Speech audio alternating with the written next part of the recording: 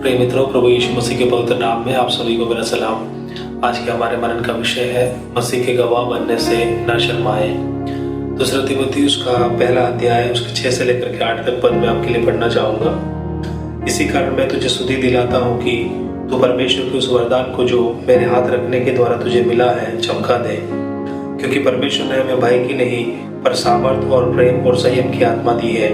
इसलिए हमारे प्रभु की गवाही से और मुझसे जो उसका खेदी हो लज्जित ना हो, पर उस परमेश्वर की सामर्थ के अनुसार सुसमाचार के लिए मेरे साथ दुख उठा। प्रिय मित्रों, हम यहाँ पर देखते हैं कि तीमुथियुस प्रेरित पौलुस का एक आत्मिक पुत्र है और इस पत्री को लिखते वक्त प्रेरित पौलुस कैद में था। कैद में रह करके प्रेरित पौलुस तीमुथियुस को सलाह देता है कि प्रभु यीशु मसीह में एक विश्वास योग्य सेवक के रूप में वो कार्य करे। विशेष करके इसी पहले अध्याय के 4 और 5वें पद को जब पढ़ते हैं, प्रेरित पौलुस तीमुथियुस से इस प्रकार से कहता है कि मुझे तेरे निष्कपट विश्वास की और तेरे आंसुओं की सुधि आती है।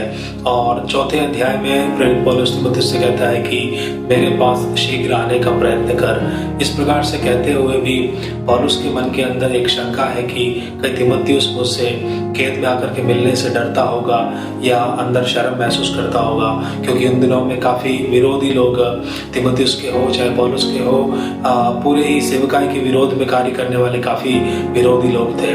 और पौलुस ये नहीं चाहता था कि उन विरोधियों के सामने तीमुथियुस के मन के अंदर से विश्वास कमज़ोर हो जाए या उसके आत्मिक वरदान कमज़ोर होकर के ठंडा व्यक्ति बन करके वो प्रभु के मार्ग से पीछे की ओर हट जाए या फिर सेवकाई से पीछे की ओर हट जाए या फिर समझौता करने वाला विश्वासी ना बन जाए करके पौलुस चाहता था। इसी वजह से 4 अध्याय में पौलुस तीमुथियुस को इस प्रकार से कहता है कि मेरे भी जीवन में काफ़ी कष्ट आए। और पौलुस वहाँ पर कहता है, देमस ने संसार को प्रिय जान करके मुझे छोड़ दिया, सिकंदर ठटेरे ने मेरे विरुद्ध में काफ़ी बुराइयाँ की। और आगे इस प्रकार से कहता है कि मेरे पहले प्रत्युत्तर के समय में किसी ने मेरा साथ नहीं दिया।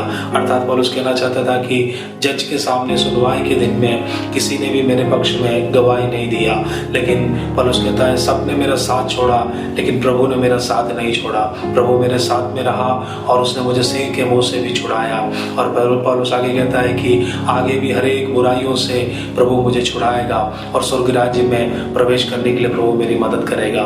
इन सब बातों को बताते हुए पौलुस तीमुथियुस को बल दे रहा था कि तू भी आत्मिक रीति से बलवान व्यक्ति बन जा, कैद में मुझसे आकर के मिलने से तू लज्जित ना होने पाए और विशेष करके क्रूसित मसीह का प्रचार करने में कभी भी तेरे दिल के अंदर लज्जा की हालत ना आने पाए। इन सब बातों को समझाने के लिए ही इन तीनों पदों में हम पढ़ते हैं कि पहले पौलुस कहता है कि जितने भी वरदान मेरे हाथ रखने के द्वारा तुझे प्राप्त हुए हैं उनको तू प्रज्वलित कर दे, क्योंकि परमेश्वर ने हमें भय की नहीं सामर्थ की आत्मा दी है। और आगे कहता है कि मसीह के गवाह बनने में और मुझसे आकर के मिलने में तो लज्जित ना हो। प्रियो, यहाँ पर हम हमारे आत्मिक जीवन को भी अगर रख करके देखें, कई बार हम अंदर से जब हमारी आत्मिक आग जब कम हो जाती है या हमारी आत्मिक आग जब कमज़ोर हो जाती है, हम भी हमारे सामने आने वाले कष्ट या क्लेश या हमारी निंदा करने वाले लोगों के सामने हम अंदर से कमज़ोर होकर के हम बुरी बातों के साथ में या वचन विरोधी बातों के साथ में हम समझौता करने वाले हो जाते हैं। और ये कई बार हम इस प्रकार से भी देखते हैं कि जब लोग हमारे साथ अछूत के समान व्यवहार करते हैं, हम अंदर से कमज़ोर हो जाते हैं और हम अंदर से शर्म महसूस करने लग जाते हैं। लेकिन पौलुस हर एक बातों में तीमुथियुस से कहना चाहता है कि ना तुझे शर्मिंदगी महसूस होने पाए और ना ही तेरे अंदर डर आने पाए। बिना डर के बिना शर्म के मसीह का एक विश्वास योग्य योद्धा बन करके प्रभु के लिए जीवन के अंत तक तो कार्य करने पाए करके पौलुस उसे समझाना चाहता है। जितने भी लोग तेरा अनुकरण करते हैं उनमें से कोई भी तेरी वजह से नाश न होने पाए, तो भी इस विश्वास में स्थिर रहने पाए और तेरे द्वारा अनेक लोग मसीह में स्थिर होने पाए। प्रिय मित्रों, इस संदेश के द्वारा मैं आपसे कहना चाहता हूं कि हो सकता है आपके विश्वास के आरंभ के दिनों में आप आंसुओं के साथ का जीवन और निष्कपट विश्वास का जीवन आप बिता रहे होंगे, लेकिन आपके सामने आई हुई कष्ट और क्लेश के सामने आपके दिल के अंदर एक ठंडापन आ गया होगा।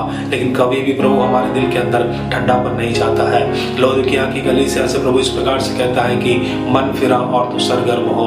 पौलुस भी तीमुथियुस से यही कहता है कि जितने भी वरदान मेरे हाथ रखने के द्वारा तुझे प्राप्त हुए हैं उनको तू प्रज्वलित कर दे, उनको तू चमका दे, क्योंकि परमेश्वर ने हमें भय की नहीं सामर्थ्य की आत्मा दी है। प्रिय, मैं आपसे भी यही कहना चाहता हूँ कि आपके जीवन में भी हो सकता है लोग आपसे अछूत के समान व्यवहार करते होंगे, लेकिन आप अंदर से शर्माए नहीं। हो सकता है मसीह की वजह से आपको कष्ट झेलना पड़े, लेकिन आप अंदर से डरे नहीं, क्योंकि परमेश्वर की पवित्र आत्मा की आग आपके अंदर है, परमेश्वर का वरदान आपके अंदर है। लेकिन कभी भी वो वरदान ठंडा ना पड़ने पाए, विश्वास ठंडा ना पड़ने पाए। जब हम ठंडे हो जाते हैं, हमारे एक बुराइयों के साथ में समझौता करने वाले हो जाते हैं। जब हम दानियल और साथियों को देखते हैं, उन्होंने राजा के आज्ञा के सामने भी उन्होंने कभी भी समझौता नहीं किया, उन्होंने प्रभु से प्रेम किया। इसी वजह से परमेश्वर ने उनको शेर की मांद से भी और आग की भट्टी से भी प्रभु ने उनको छुड़ाया।